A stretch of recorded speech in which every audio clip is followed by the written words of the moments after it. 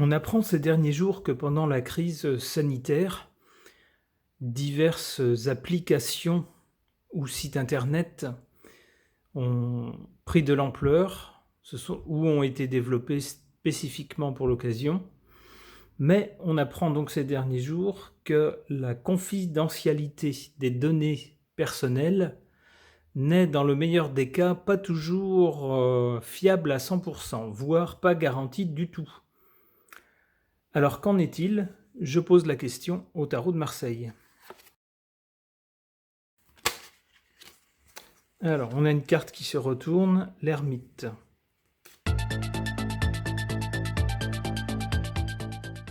Alors, la carte qui s'est retournée donc pendant que je battais les cartes, c'est celle de l'ermite. Par rapport à la crise sanitaire, cette carte-là me fait penser soit à un professeur en médecine, soit à une personne âgée. Alors, une personne âgée, effectivement, je vois le lien avec la confidentialité des données, car les personnes âgées souvent ne maîtrisent pas aussi bien les outils modernes de communication, comme Internet, comme les applications des téléphones, que des personnes plus jeunes, et se font facilement avoir, ne prennent pas garde, et sont plus, on dirait, vulnérables d'un point de vue sécurité. C'est comme ça que je le comprends.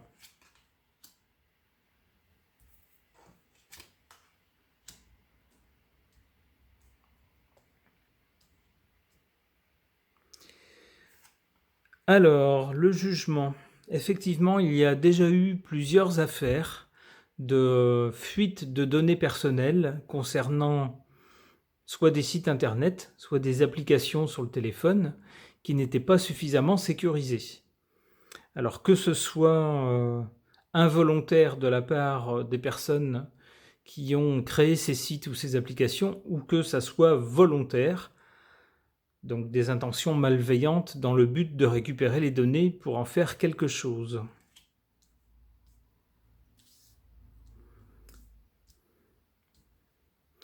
Alors ici, pour l'avenir, on nous parle de quelque chose d'un peu autoritaire et de rapide. De quoi s'agit-il? La tempérance. On va se dépêcher de nous dire « mais non, non, vous inquiétez pas, ça concernait que quelques sites, quelques trucs pas terribles, mais faut pas vous inquiéter, non, non, c'est sécurisé. » La tempérance, c'est on calme le jeu. Alors, en plus et en moins.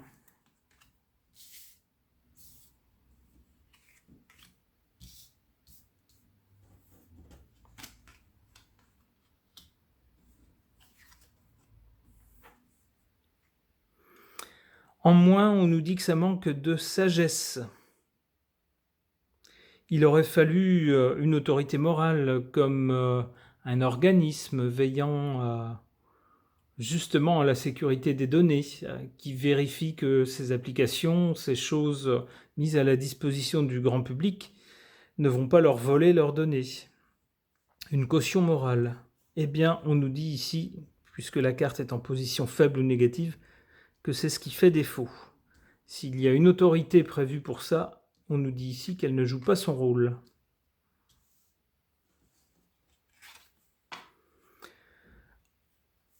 Alors, le mat, qui est ici en position forte. Le fait est que certaines applications qui ont été utilisées pendant la crise sanitaire n'étaient pas prévues pour ça au départ par l'État.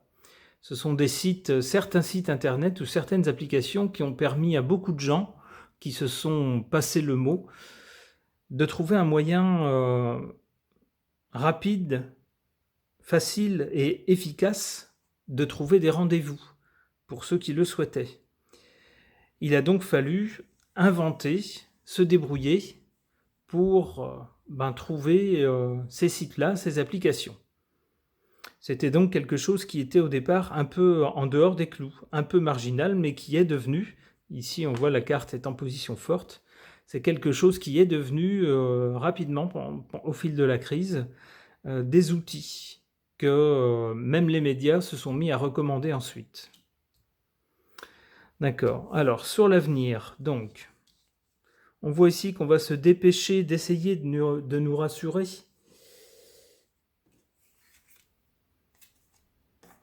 Ouais, mais on ne nous dira pas le fond des choses.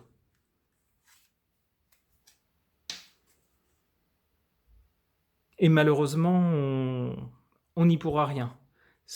Une fois les données parties dans la nature, elles sont parties dans la nature.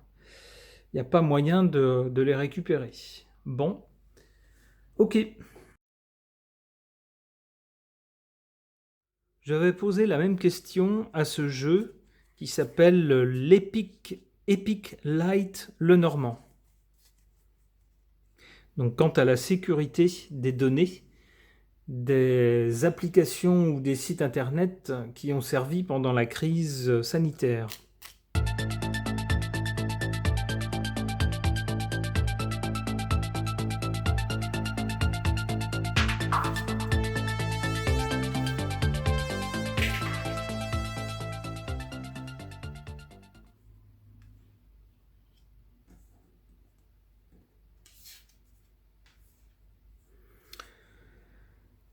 Alors, ici, la chouette ou le hibou, je ne suis pas spécialiste, donc je peux me tromper.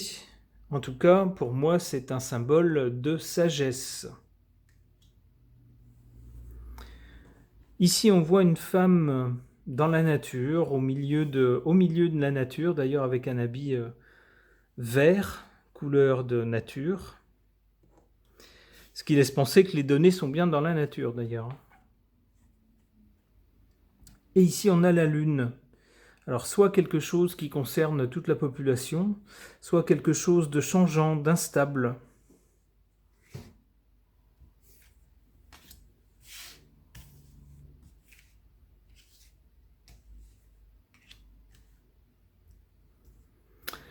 Alors, cette lune m'intrigue. Je vais retirer une carte.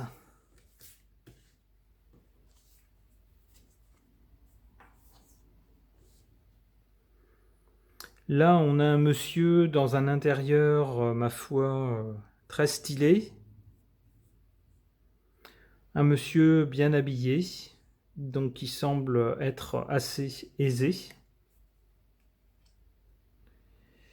Par rapport à la foule, alors commence à se dessiner quelque chose, je ne sais pas si j'ai raison.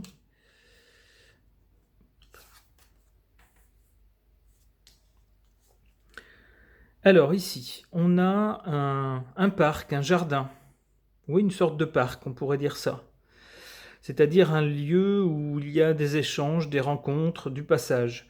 Je pense que ça figure justement ces sites et ces applications où des tas de gens se connectent, des tas de gens déposent leurs données personnelles. Ici, cette carte est en bas, une valeur faible ou négative. Donc on nous dit que si c'est pas une bonne chose, alors sans aller à dire que ce n'est pas une bonne chose, c'est au moins une pratique risquée de déposer ces données personnelles sur des sites dont on ne connaît pas trop la teneur, dont on ne sait pas s'ils offrent des garanties ou pas.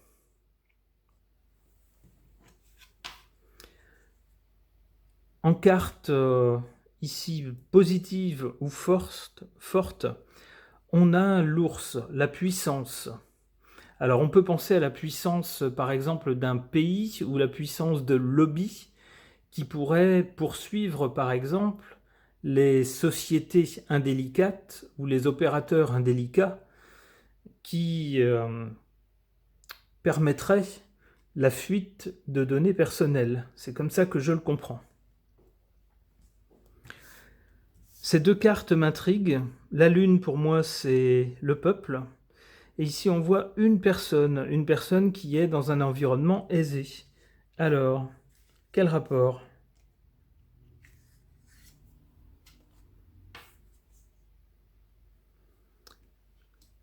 Un balai. Il est question de balayer des choses. Et de la fin de quelque chose qui s'arrête. Je dirais presque ici qu'avec la Lune, donc, qui concerne le peuple ou le pays, on a, concernant ces questions de données personnelles, quelques personnes isolées. Ça peut être les personnes justement qui, soit qui organisent la fuite de ces données, ou soit qui en profitent surtout, qui sont bien tranquilles pour l'instant de leur côté, qui profitent justement des données personnelles. On ne sait pas ce qu'ils en font, on imagine qu'ils les revendent. Alors ici, passer un coup de balai, ça laisse penser que sur ces pratiques, il va falloir justement faire le ménage, donner un grand coup de balai, hein, surtout soit ces sites où peut-être s'agit-il également de hackers qui profitent de failles dans le système pour dérober des données personnelles et en faire de bonnes affaires. Eh bien ici, on nous dit qu'il faut passer un coup de balai là-dessus, de façon à ce que ça s'arrête. Ok.